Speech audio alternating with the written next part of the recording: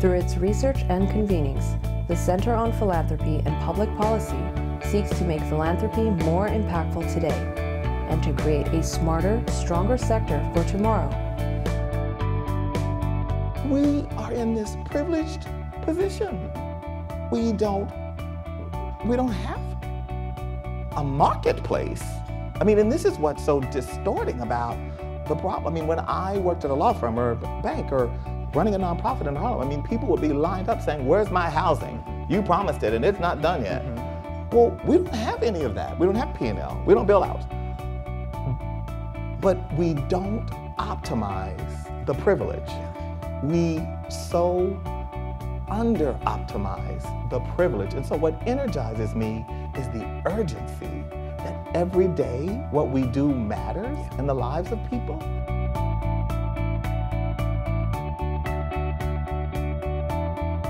Culture is what is often overlooked because for new leaders and particularly high-powered, aggressive, ambitious people, strategy is so alluring. First of all, because it can be put in a PowerPoint and you can do strategy and there's always something linear about it. And there's just always arrows and boxes and the last slide always has impact. And so you know that there's something that to the way the brain works, there's something really compelling. When you talk about culture, it's so messy. It's so messy. There's so many intangibles. But that's where leadership, that's where I focus. I am the only person in the building that sets the culture. The vice presidents can reinforce my culture, but they don't have the agency to actually establish it, to articulate it, to drive it, to call it out, to model it. So that's what I'm focused on.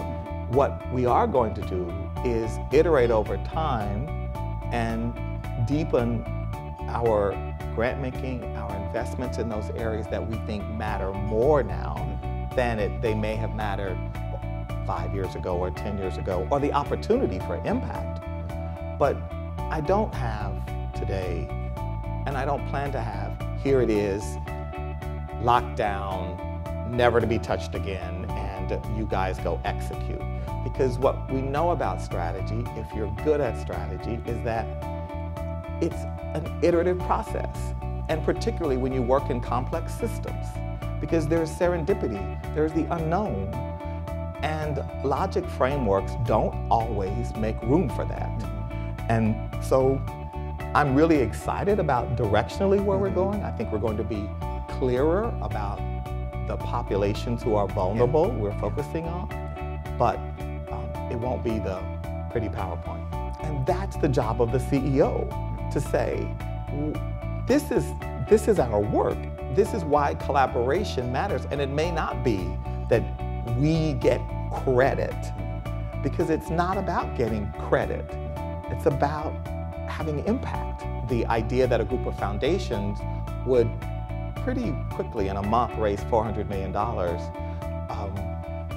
she said, so how does that happen? I mean, you went to a meeting and then you foundations, you sat around the table and then like, how did that happen? That doesn't happen. You know? In my world, that just doesn't happen. And what I said was, it happened because, as I said earlier, foundations are very relationship driven.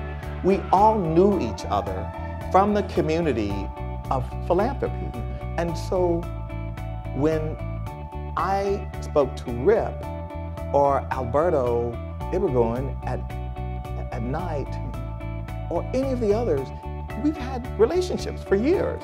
My board, and again, it's really true, if you have a board that sees its role expansively and not through a set of narrow program areas, and sees itself as a change agent in the community, you get bold thinking. If the CEO orients the board to a bunch of program boxes, then that's what the board responds to, a bunch of program boxes. But if the CEO says to the board, you are change agents for this community needs your leadership, that's a very different conversation than talking about, a narrowly defined program.